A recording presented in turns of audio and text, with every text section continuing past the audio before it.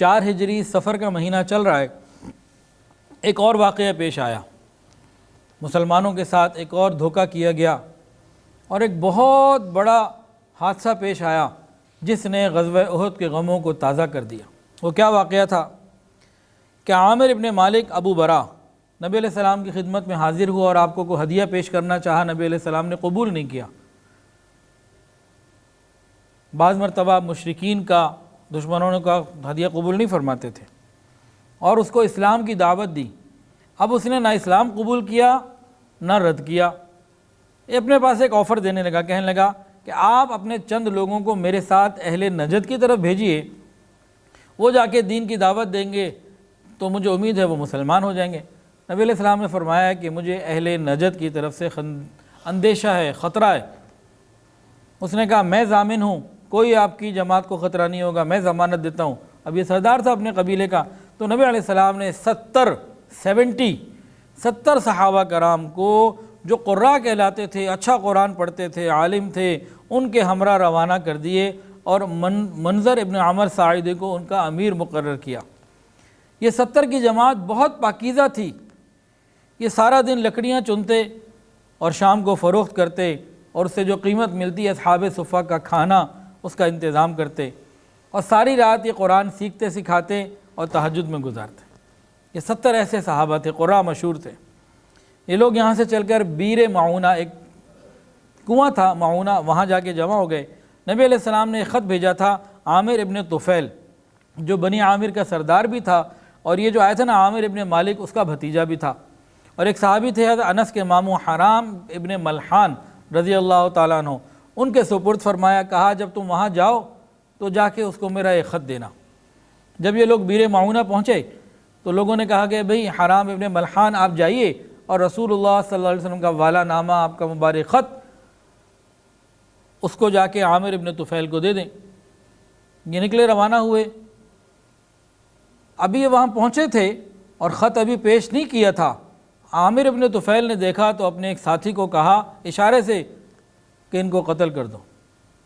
اس نے فوری طور پر 1 منٹ کے اندر ان کو قتل کر دیا، پیچھے سے ایک نیزہ مارا جو آر پار ہو گیا، اور اس وقت حرام ابن ملحان کی مبارک زبان سے لفظ نکلا، اللہ اکبر فزت ورب الکعبہ، اللہ اکبر فزت ورب الکعبہ، اللہ کی قسم، اللہ اکبر، اللہ بڑا ہے،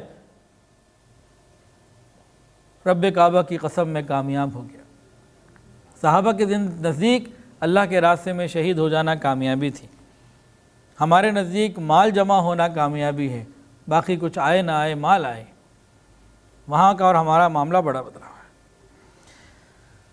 ان کو تو قتل کر دیا، شہید کر دیا۔ اس کے بعد اس نے اپنے قبیلے کو کہا کہ دیکھو اب باقی جو 70 ہیں نا، چلو حملہ کرو۔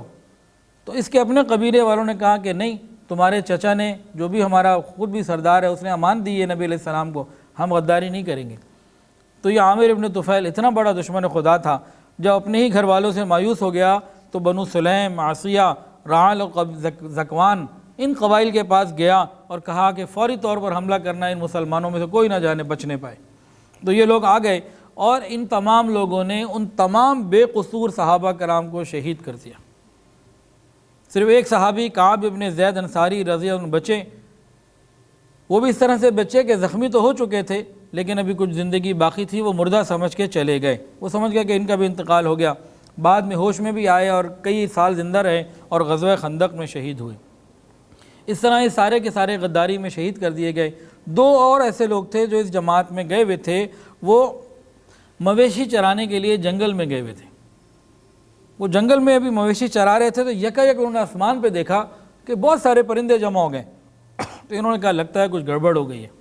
یہ فوری طور پر واپس آئے تو دیکھا کہ تمام رفقا خون میں نہائے ہوئے ہیں اور بستر شہادت پر آرام کر رہے ہیں، اور سارے دشمن اس وقت وہاں موجود ہیں، گھڑ سوار، اور ان کے ہاتھ میں تلواریں اور نیزے ہیں اور سب کے سب موجود۔ تو اس میں ایک 2 یہ لوگ تھے، ایک کا نام تھا منذر ابن محمد، ایک کا نام تھا عامر ابن امیہ۔ ان دونوں نے آپس میں جب مشورہ کیا نا بھئی اب کیا کیا جائے، تو عامر ابن امیہ نے کہا مدینہ چلتے ہیں اور جا کے نبی علیہ السلام کو اس کی اطلاع دیتے ہیں۔ تو منذر نے کہا خبر تو ہو ہی جائے گی، وہ تو اللہ پہنچا ہی دے گا، یہ دشمن سامنے موجود ہے، شہادت کو کیوں چھوڑے۔ یعنی عمر ابن امیہ نے کیا کہا؟ واپس چلتے ہیں، نبی علیہ السلام کو اطلاع دیتے ہیں کہ ہمارے ساتھ دھوکہ ہوا۔ تو منذر نے کہا کہ نبی علیہ السلام کو اطلاع تو پہنچ ہی جائے گی، یہ شہادت ہمارے سامنے ہے، اس کو کیوں نہ حاصل کریں۔ تو وہ جتنے بھی سینکڑوں لوگ تھے، ان دونوں نے ان پر حملہ کر دیا۔ حضرت منذر رضی اللہ عنہ شہید ہو گئے اور عمر ابن امیہ کو گرفتار کر لیا اور عامر ابن طفیل کے پاس لے گئے۔ عامر ابن طفیل نے ان کے سر کے بال کاٹے اور یہ کہہ کے چھوڑ دیا کہ میری ماں نے ایک منت مانی ہوئی تھی، ایک غلام کو آزاد کرنا ہے، تو جاؤ تجھے آزاد کیا جاؤ۔ اس طریقے سے ان کو آزادی ملی اور یہ مدینہ طیبہ واپسی کا سفر انہوں نے شروع کر دیا۔ اس لڑائی میں حضرت ابوبکر صدیق رضی اللہ عنہ کے آزاد کردہ غلام عامر ابن فہیرہ بھی موجود تھے۔ ہجرت کے واقعے میں آپ نے ان کے بارے میں سنا ہے کہ عامر ابن فہیرہ رضی اللہ تعالی عنہ نے ہجرت میں کس طریقے سے نبی علیہ السلام کی خدمت کی۔ وہ ان 70 لوگوں میں شامل تھے جنہیں شہید کر دیا گیا اور ان کا جنازہ اللہ تعالیٰ نے آسمان پر اٹھوا لیا۔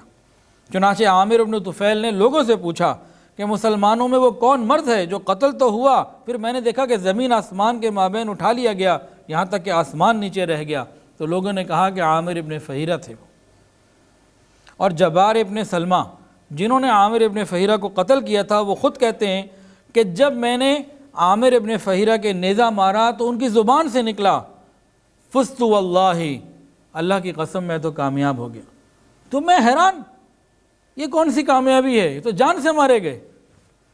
کہتے ہیں ان کا یہ جملہ میرے اندر پیوست ہو گیا، پھر میں نے دیکھا آسمان پہ اٹھا لیا گیا ان کو، تو میں بڑا حیران تھا۔ اور پھر میں ضحاک بن سفیان کی خدمت میں حاضر ہوا، میں نے کہا یہ کیا معاملہ ہے، یہ کیا کامیابی ہے، ایک کافر اس کو کیسے سمجھ سکتا ہے، یہ کیسی کامیابی ہے؟ تو ضحاک ابن سفیان رضی اللہ عنہ نے فرمایا کہ وہ جنت پا گئے، جنت کا پا لینا کامیابی ہے۔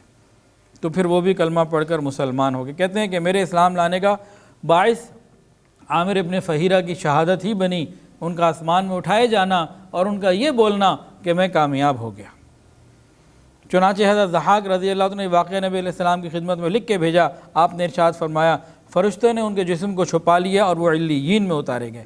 اور ایک روایت میں ہے کہ ان کی لاش کو فرشتوں نے چھپا لیا، پھر مشرکین نے نہیں دیکھا۔ تو یہ واقعہ پیش آیا اور عجیب و غریب واقعہ، غم کا المناک واقعہ تھا۔